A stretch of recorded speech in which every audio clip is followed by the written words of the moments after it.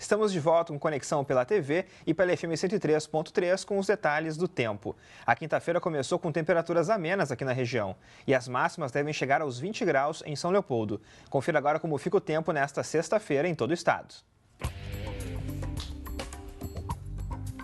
Nesta sexta-feira, o dia será chuvoso entre Porto Alegre e a parte norte do Rio Grande do Sul. O sol aparece no sudoeste e oeste do estado. O dia será nublado com possibilidade de garoa nas demais áreas. Nos vales e encosta da serra, o tempo será chuvoso durante todo o dia. No Vale dos Sinos, as temperaturas ficam entre 11 e 16 graus. Em Gramado, os termômetros marcam entre 12 e 20 graus. Em Capela de Santana, a mínima é de 11 e máxima de 15. Em Cachoeirinha, as temperaturas ficam entre 12 e 16 graus.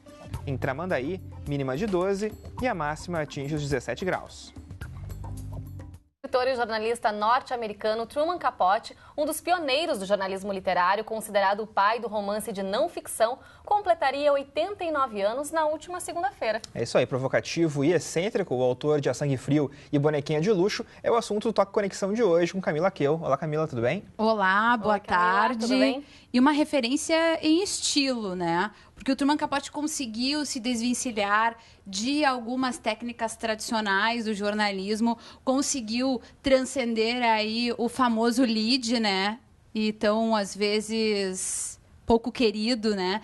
E o Truman Capote conseguiu, então, ir além disso, né? Colocar esse estilo de uma grande reportagem mais literária, mais aprofundada, com todas aquelas, ainda assim, habilidades que um jornalista deve ter, não é mesmo? Que é de apurar os fatos, conversar muito com as pessoas e observar mais ainda. E esse olhar diferenciado está presente, acho que na maior obra do Truman Capote, A Sangue Frio, né, Camila? O que a gente pode falar em relação a esse trabalho? Eu estou com um livro aqui em mãos. Aliás, este livro é meu, o que significa que eu sou bem ciumenta com ele. Ele é muito lindo. Eu não sei se eu cheguei a te emprestar esse, Rodrigo. Não. Eu emprestei para pouquíssimas pessoas. Mesmo. Sou ciumenta mesmo. Mas eu já li, então tá tudo certo. Tá tudo certo. Não, a gente pode dizer que é uma leitura obrigatória para qualquer jornalista, sem dúvida. Exatamente. Esse livro foi resultado de uma pesquisa do Truman Capote, que descobriu sobre esse crime, lendo o New York Times, numa pequena notinha de 2 parágrafos. E ele viu que ali poderia sair um ótimo livro sobre crime.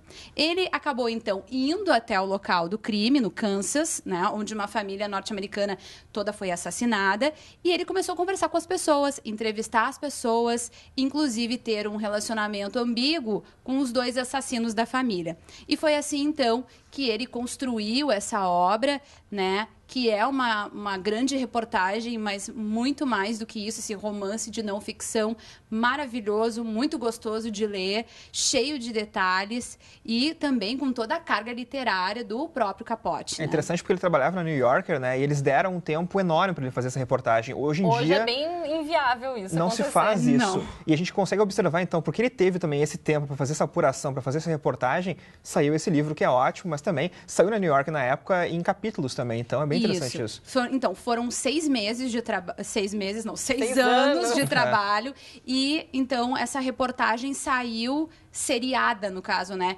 4 séries, foi publicada na New Yorker, sequenciais. E aí, depois disso, logo em seguida, o livro já foi publicado, né? A reportagem foi publicada em livro.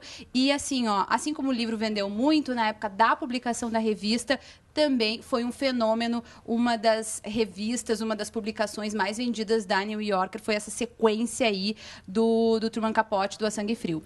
E Camila, na época, alguns fatos do relato eles foram questionados, até pelo método que o próprio Truman Capote utilizava aí para pegar as informações das fontes. Ele não costumava usar gravador, ele disse que ele podia gravar com a própria memória. Eu lembro que tem esse comentário a respeito dele, né? Isso colocou em risco em algum momento, né? Realmente o valor dessa obra, na tua opinião? Na realidade, não, né? Alguns amigos lá, alguns colegas de publicação chegaram a questionar aí esses métodos do Truman Capote. Mas vamos combinar uma coisa? Tem muito aí também de recalque, né? Porque o cara era muito talentoso. Então, os amigos lá, os colegas da publicação, ficavam dizendo que às vezes tinham ali algumas falhas de apuração, que alguns elementos pareciam falsos. Tendenciosos, às vezes. Tendenciosos, mas nada disso abalou a publicação do Truman Capote, muito pelo contrário. E isso que tu falasse, Vanessa, é muito interessante, porque ele dizia que ele tinha uma habilidade tremenda em armazenar todas as informações das conversas, ele conseguia memorizar. E que ele fazia isso graças a uma técnica, um treinamento. Um amigo dele lia trechos de livros para ele e ele, então, depois recitava aí esses trechos e acertava em torno de 95% Memória desses invejável. trechos. É uma excelente capacidade, sem dúvida. Com Verdade. certeza. Tá certo, Camila, fica a dica. Então, a gente pode lembrar que também tem Clube do Livro hoje aqui na TV Unicinos, né, Rodrigo? Exato, 6 horas, então, Clube do Livro, aqui na TV Unicinos, canal 52 HF e também 32 da NET. Qual que é a obra mesmo? Hoje a obra é...